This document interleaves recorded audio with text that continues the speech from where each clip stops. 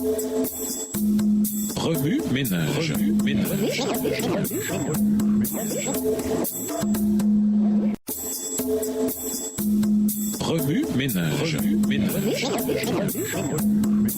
Bienvenue dans votre émission Remue ménage. Nous voilà le son de mercredi, invité, le Messie retranché. Voici une autre façon simple de considérer la prophétie des 70 semaines de Daniel 9, les versets 24 à 27 dans la version Louis II. La diviser en trois parties. Premièrement, les 70 semaines de leur ensemble, verset 24. Deuxièmement, les 7 semaines et les 62 semaines ou 69 semaines, verset 25, qui font partie des 70 semaines. Et troisièmement, la 70e semaine, dernière semaine, verset 27. Cette dernière semaine est divisée durant la moitié de la semaine, verset 27, en deux sections de 3 ans et demi. C'est tout. On a donc 70 semaines qui se répartissent en 69 semaines et une semaine. Et cette semaine, elle, est divisée en deux. On a la formule oui. Mais quelle en est la date de début? En parlant des 2300 jours, Daniel 8 n'a jamais précisé quand ces 2300 jours commençaient 2300 soirs et matins, puis le sanctuaire sera purifié. Verset 14, version du second. On a donc 2300 jours. Oui, mais quand commence-t-il? Pourquoi pas à partir du moment où Daniel a eu cette fameuse vision, soit durant la 3e année du règne de Balthazar. Daniel 8, verset 1. Eh bien, cette date ne marche pas pour la raison suivante. La vision de Daniel 8 n'incluait pas Babylone, mais commençait plutôt par des événements ultérieurs, tels que le royaume médo-persan, la Grèce et Rome, jusqu'à la fin. Pourquoi dater un événement, la purification du sanctuaire, qui est dans la vision à partir d'un événement, Babylone, qui lui ne l'est pas? La date de départ du point culminant de la vision devrait provenir de la vision elle-même, qui commence avec le royaume médo-persan et s'étend jusqu'à la fin. Ça fait beaucoup d'années, n'est-ce pas? En quelle année est-ce que ça commence? Ce n'est pas dans Daniel 8 qu'on nous le dit, mais dans Daniel 9. Gabriel a commencé l'explication de la prophétie des 490 années par un événement extrêmement important pour les Juifs, l'ordre de restaurer et de reconstruire Jérusalem. Bien que plusieurs décrets aient été adoptés concernant Jérusalem, nous découvrons dans Esdras 7 que le décret adopté en 457 avant Jésus-Christ a permis aux Juifs non seulement de retourner dans leur patrie, mais aussi de s'établir en tant que communauté religieuse. Voir Ésaïe 7, les versets 13 et 27. Il est important de noter que le décret d'Artaxerxès a été émis à l'automne 457 avant Jésus-Christ. Selon Daniel, le temps écoulé à partir de ce décret jusqu'à la venue du Messie devrait être de 69 semaines, soit 483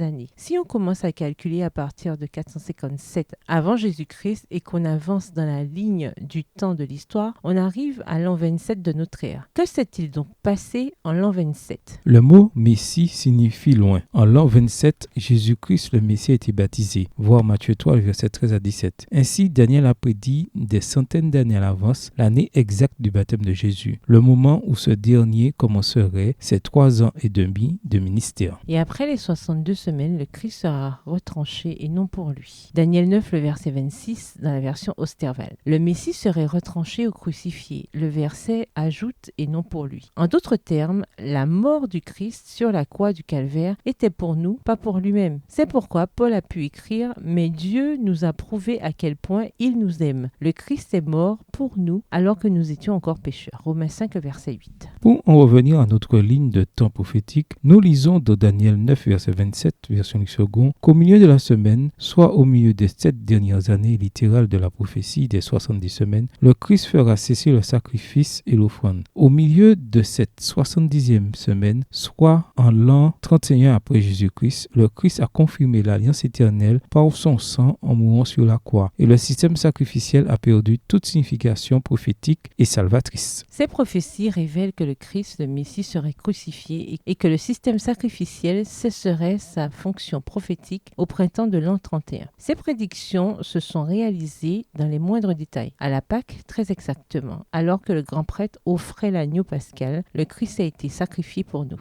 Oui, ménage, méditez de nouveau Daniel 8 et 9. Où voyez-vous Jésus dans ce passage? Comment la prédiction exacte de la crucifixion de Jésus approfondit-elle votre relation et votre qualité de disciple avec le Seigneur Jésus-Christ? Que vous dit Jésus par ce texte? À la lumière de la leçon de cette semaine, en quoi voyez-vous Jésus différemment ou le voyez-vous de nouveau? Comment réagissez-vous en voyant Jésus de cette manière? Au revoir. Et à demain si Dieu veut.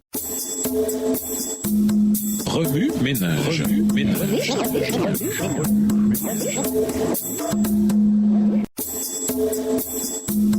Remue-ménage.